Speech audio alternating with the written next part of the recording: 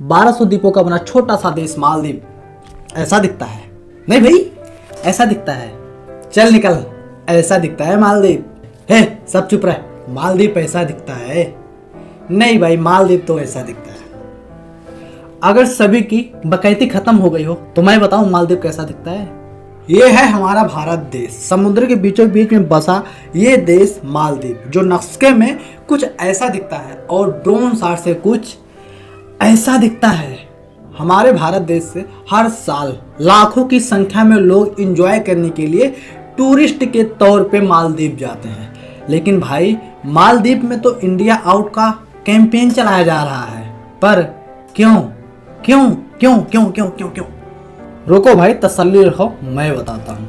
ये अभियान आज से नहीं, 3 साल पहले से चलाया जा रहा है और इन सब में इन्वॉल्व है उत्तर प्रदेश के पूर्व मुख्यमंत्री, समाजवादी पार्टी के मेन लीडर अखिलेश यादव का एक छोटा सा भाषण एंड चाइना की कूटनीति, भारत की बढ़ती इकोनॉमी, मालदीव की राजनीति। मैं आपको इन सब चीज़ों के बारे में बताऊं, इसके पहले हम देख लेते हैं भाई मालदीव का इतिहास क्या है और इसके इतिहास में भारत का क्या रोल है और बीच में चाइना क्यों टपक रहा है। हम इतिहास के बहुत पीछे नहीं जाएंगे। जैसे पूरी दुनिया में हर देशों की खोज हुई, वैसे ही मालदीपों को एक नाविक ने खोज की थी। मालदीव पे 11वीं शताब्दी तक हिंदू राजाओं का राज था। 11वीं शताब्दी के बाद कुछ धर्म परिवर्तन हुए और पूरे मालदीव में बौद्ध धर्म का राज चला। पर यह राज कुछ ही दिनों तक चला। सन 1153 में बौद्ध धर्म के आखिरी राजा धोमैमी ने इस्लाम धर्म को अपना लिया। इसका जिम्मेदार बताया गया अबू हल बराकत यूसुफ अल बर्बरी, जो एक सुत्तरी मुस्लिम था। और तब से आज तक मालदीव एक इस्लामिक कंट्री है। एशिया के कई देशों ने मालदीव पे कब्जा करना चाहा, थोड़े मोड़े कुछ राजाओं ने कब्जा किया भी। आप अपने पूर्वजों से पूछेंगे, पहले के ज़माने में जैसे आज हमारे पास रुपया रहता है, ऐसे ही पहले के ज़माने में कौड़ी, जिसे लोग मुद्रा की तरह यूज करते थे, और उस टाइम कौड़ी भाई साहब मालदीव में बहुत ज़्यादा मात्रा में पाए जाते थे। तो लालची अंग्रेजों की नज़र मालदीव पे पड़ी और मालदीव पे उन्होंने कब्जा कर लिया, वहाँ के लोगों को अपना गुलाम बना लिया और काफ़ी दिनों तक उनको गुलाम बना के रखा।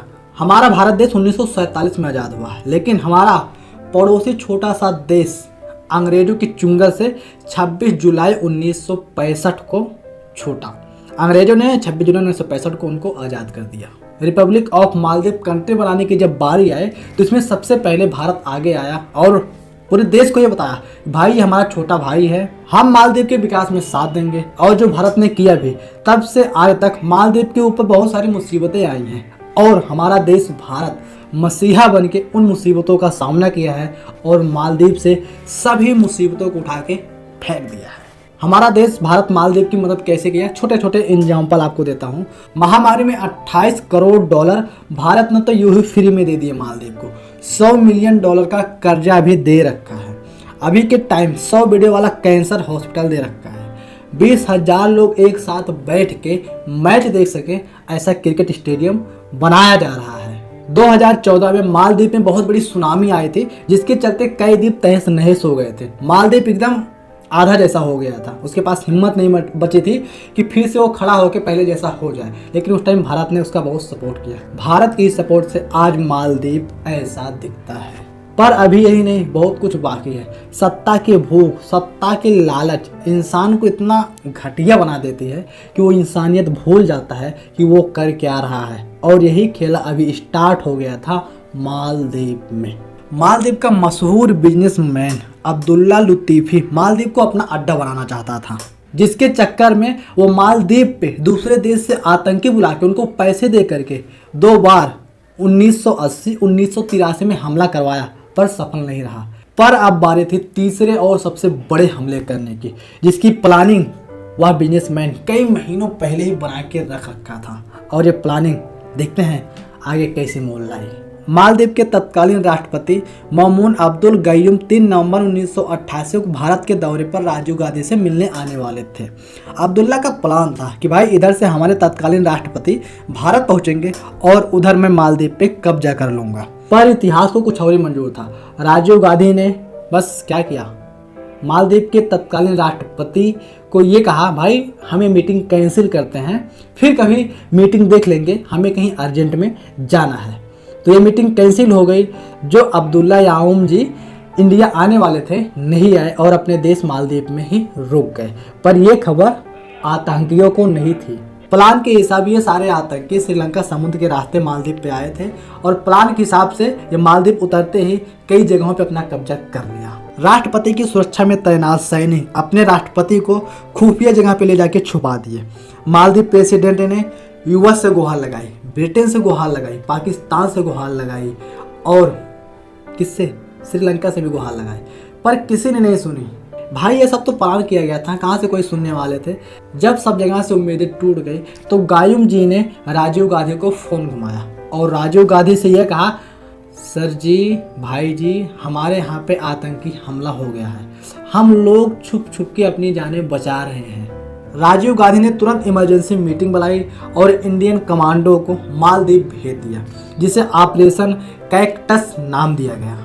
आतंकियों का प्लान तो बढ़िया था, पर उनको 1% अंदाजा नहीं था कि मालदीव की सुरक्षा करने के लिए भारतीय कमांडो पहुंच जाएंगे। हमारे भारतीय कमांडो का एक्शन देख समुद्र के रास्ते सभी आतंकी नाव को लेकर के भागने लगे। जो जिधर भाग पाया उधर भागा, लेकिन हमारे इंडियन कमांडो वायु, थल तो वहाँ पे था नहीं, जल की मदद से कई आतंकी नावों पर हमला किए और उनको गिरफ्तार करके मालदीव गवर्नमेंट के हवाले कर दिए।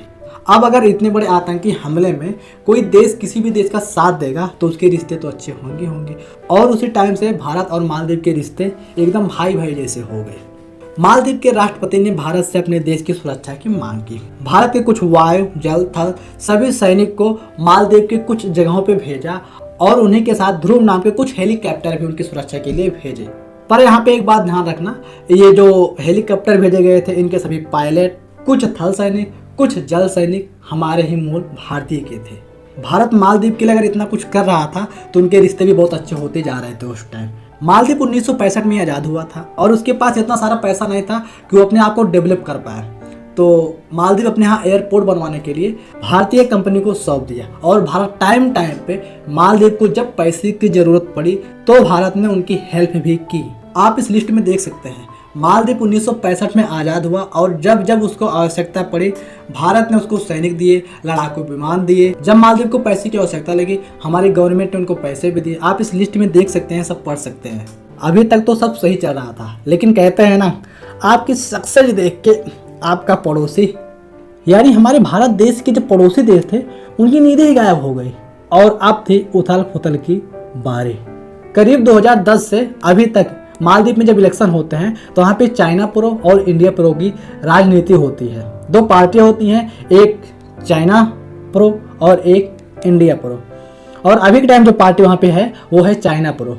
इलेक्शन के टाइम चाइना प्रो राजनेताओं के अंदर में कई मीडिया चैनल थे और उस टाइम करीब वो मालदीव की जो जनसंख्या थी करीब 4 लाख के आसपास थे। आप अनुमान लगा सकते हैं इतने छोटे से देश में 4 लाख लोगों के अंदर अगर मीडिया आपके कंट्रोल में चल रही है तो इलेक्शन जीतना कितना आसान होगा। और हुआ भी वही, सत्ता में उभर के आए चाइना प्रो के राष्ट्रपति अब्दुल्ला यामीन। अब बारी थी मालदीव में चाइना प्रो एजेंडा चलाने की।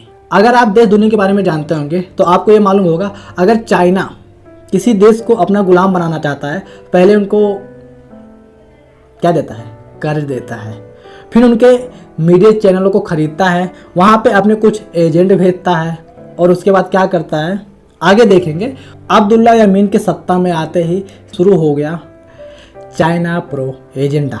5 सालों तक इस एजेंडे को बहुत बढ़िया से चलाया गया, बहुत सारे स्कैम किए गए, करप्शन किए गए और उसके बाद फिर विपक्ष पार्टियों ने यानी इंडिया प्रो पार्टियों ने वहाँ पे गठबंधन बनाया और चाइना प्रो एजेंडा को हरा के सत्ता में आए इब्राहिम मोहम्मद सोलिह। जब किसी देश में इंडिया प्रो की राजनीति होगी तो करप्शन, भ्रष्टाचार तो खत्म होगा ही होगा। और इंडिया प्रो की राजनीति जैसे ही मालदीव में आई वैसे ही करप्शन के कई लीडरों को गिरफ्तार किया गया और उन्हीं के बीच में फंसे इसके पहले पूर्व राष्ट्रपति अब्दुल्ला यामीन, जिनके ऊपर करीब $1 अरब का करप्शन का आरोप लगा और इनको 11 साल की जेल भी हुई। पर ये ठहरे चाइना प्रो राजनेता और इनके खिलाफ जितने भी साबूत थे, जितने भी गवाह थे, सब ख़त्म कर लिए गए, खरीद लिए गए, जिसकी वजह से जो सज़ा इनको 11 साल की सुनाई गई थी वो सज़ा एक ही साल में ख़त्म हो गई। 2018 में गिरफ्तार हुए, 2019 में बाहर आ गए और शुरू किया इंडिया आउट कैंपेन। मीडिया और रोड शो के चलते मालदीव वालों को ये भड़काना शुरू किए कि इंडिया हम पे भाई निगरानी क्यों रख रहा है, हम पे वो निगरानी नहीं रख रहा है, हमें वो गुलाम बना रखा है, हम लोग फ्रीडम की ज़िंदगी नहीं जी पा रहे हैं। ऐसे कुछ भड़काऊ भाषण दिए जैसे हमारे देश में भी कहीं कहीं पे चलते हैं कि हमारे राजनेता ऐसे कर रहे हैं, हम गुलाम हैं, ये वो तामा झामा। वैसे उस टाइम लोगों के दिमाग को मैनिपुलेट किया गया और उनको ये बताया गया भाई साहब ये जो इंडिया हमारे देश में हेलीकॉप्टर ला के खड़ा कर दिया है, सैनिक ला के खड़ा कर दिया है, ये हम पे निगरानी करने के लिए खड़ा किया है, ना कि हमारी सुरक्षा के लिए। हमें इनकी गुलामी से आज़ादी चाहिए। लोगों को भड़काया और लोग क्या बोले, इनको नादान लोग बोले, या फिर चाइना प्रो लोग रोड पे आके रोड शो करने लगे। और इस रोड शो में अखिलेश यादव का एक छोटा सा दिया गया भाषण मालदीव में भाई साहब रोड शो वालों को एक बहुत बड़ी उड़ान दी, बहुत बड़ी ऊर्जा दी। अखिलेश यादव ने चुनावी सियासत में बीजेपी के ऊपर बहुत सारे आरोप लगाते ही रहते हैं, हर एक विपक्ष पार्टियां आरोप लगाती रहती है, पर अखिलेश यादव ने एक भाषण में कहा कि अगर बीजेपी सत्ता में रही तो देश में मुसलमान खतरे में हैं, वो लोग फ्रीडम की ज़िंदगी नहीं जी पाएंगे। और इसी भाषण को मालदीव का ये चाइना प्रो एजेंट या फिर पूर्व राष्ट्रपति इसी भाषण को बढ़ा चढ़ा के मालदीव वालों को दिखाने लगा, भाई देखो जिस भारत देश में हमसे पता नहीं कितना गुना ज़्यादा मुस्लिम लोग रहते हैं और उस देश में मुस्लिम वालों की हालत ऐसी हो रखी है, तो सोचो वो हमारे देश की हेल्प करेगा। वो तो बीजेपी तो मुसलमानों का कट्टर दुश्मन है, तो बीजेपी हमारे देश में यानी मोदी जी हमारे देश की हेल्प करने क्यों आएंगे? हमें तो वो गुलाम बनाना चाहते हैं और मोदी जी हमारे देश को सैन्य अड्डा बनाना चाहते हैं। ऐसे ही बहुत सारे इधर उधर के भाषण वहाँ के लोगों को दिखाए गए, भड़काया गया और लोग आज करीब 3 साल पहले से सड़क पर उतर के धरना दे रहे हैं और ये धरना अभी तक चल रहा है। आप इस अभियान में अगर नज़र डालेंगे तो बड़े बड़े पोस्टर में आपको लिखा हुआ मिल रहा है ना, आउट इंडिया आर्मी। तो इनका मेन एजेंडा यही है कि हमारे देश से इंडियन आर्मी को भगाओ, बाहर करो, हमें इनकी सुरक्षा नहीं चाहिए। पर ये कैक्टस जैसे ऑपरेशन को क्या बताएं भाई, चाइना प्रो के एजेंट हैं और चाइना के कहना मानेंगे। चाइना इनको कुछ बढ़ा चढ़ा के ये बता दिया होगा हम हैं ना, क्यों दिक्कत ले रहे हो। अभी के टाइम भारतीय मूल के करीब 60-70 सैनिक मालदीव में हैं, पर ये सब तो सही था, अभी मेन खेला तो होना बाकी है। 2023 में फिर इलेक्शन हुए और सत्ता में इस बार आए China pro leader Mohammed Muizzu, जो कट्टर इंडिया विरोधी है और चाइना प्रो है। मोहम्मद मोइजू सत्ता में आते ही पहुंच गए कतर। अल जजीरा चैनल, जो दुनिया का सबसे बड़ा मीडिया चैनल माना जाता है, अल जजीरा, जाके वहाँ पे इंटरव्यू दिए और बोले मैं जैसे ही सत्ता की शपथ लूँगा मालदीव में, 1 हफ्तों के अंदर ही इंडिया सैनिक को अपने देश से बाहर कर दूंगा। पर अभी तक तो कुछ नहीं हुआ, आगे क्या होगा वो देखा जाएगा। यानी अभी के टाइम मालदीव में चाइना प्रो का एजेंट या फिर चाइना प्रो राजनेता का राज चल रहा है। अगर आप मालदीव के बारे में थोड़ा बहुत पहले जानते होंगे तो आपने एक चीज़ नोटिस किया होगा कि जब मालदीव का राष्ट्रपति हमारे देश भारत आता है या फिर चाइना जाता है तो उसका बड़ा भव्य स्वागत किया जाता है। इसके पीछे का कारण है चाइना चाहता है कि हमारी मिलिट्री मालदीव पे पहुंचे और हमारी मिलिट्री के साथ साथ हम और पावरफुल हो जाए। हमारे कई पड़ोसी देशों पे ऑलरेडी चाइना का सैन्य बल है और वो उसका प्लान यही है कि हम इंडिया को घेर लें। चाइना वर्ल्ड के बहुत सारे देशों को कर्जा दे रखा है और यही वो कर रखा है मालदीव के साथ। अगर मालदीव 1 साल का 100 रुपये कमाता है तो 50 रुपये वो कर्जे में है और 50 रुपये में 10 रुपया भारत और कई देशों से लिया है और 40 रुपये तो केवल चाइना से लिया है। आप चाइना के बारे में जानते हैं, अगर वो किसी देश को कर्जा दे रखा है तो उसको वसूलने के लिए उस देश की ज़मीन को ले लेता है, उन पे जाके अपना व्यापार चालू कर देता है और उस देश में अपना सैन्य बल डाल देता है। आपको सिंपल सा रीजन बताएं कि चाइना भारत को घेर के कमजोर क्यों करना चाहता है। इसके पीछे का सबसे बड़ा कारण है हमारे देश की बढ़ती इकोनॉमी। हम आज से कुछ साल पहले टॉप 10 में भी नहीं आते थे, लेकिन आज टॉप 5 में आ गए हैं और यही सब देख के चाइना घबराया हुआ है। जैसे यूएस कभी काल घबरा जाता है कि चाइना अगर हमसे आगे निकल जाएगा तो हमारा मान सम्मान पूरी दुनिया में नीचा हो जाएगा। इन्हीं सब कारणों से यूएस हर बार चाइना को नीचे दिखाना चाहता है और चाइना अब ये चाह रहा है कि भाई मैं तो 2 नंबर की इकोनॉमी हूँ ही, अगर 3 नंबर पे भारत आ गया और भी हमारा पड़ोसी देश और आगे चल के हमसे आगे निकल गया, तब तो जो हम सब कुछ बना रखे हैं ये तो ख़त्म हो जाएगा। चाइना यही चाहता है कि हम भारत को घेर पे कभी काल छोटा मोटा हमला करते रहे, तो ये अपने आतंकी हमले में ही बिजी रहेंगे, इकोनॉमी पे ध्यान ही नहीं देंगे। चाइना का कुछ ऐसा ही प्लान रहता है, हर देशों के साथ वो ऐसा ही करता है। भारत के लिए मालदीव बहुत ज़्यादा इंपॉर्टेंट है। हमारे लक्षद्वीप से करीब 700 किलोमीटर दूर है और वहाँ पे रह के हमारे वायु सैनिक समुद्र के कई बॉर्डरों पर अपनी निगरानी भी रखते हैं। पूरी दुनिया में जो हमारा व्यापार होता है अलग अलग देशों से, करीब 90% व्यापार समुद्र के रास्ते से होता है और जिसमें मालदीव एक टोल गेट की तरह काम करता है भाई, बीच में पड़ता है तो रुकने के लिए भी काम करता है काफ़ी। बाकी आप लोग क्या सोचते हो?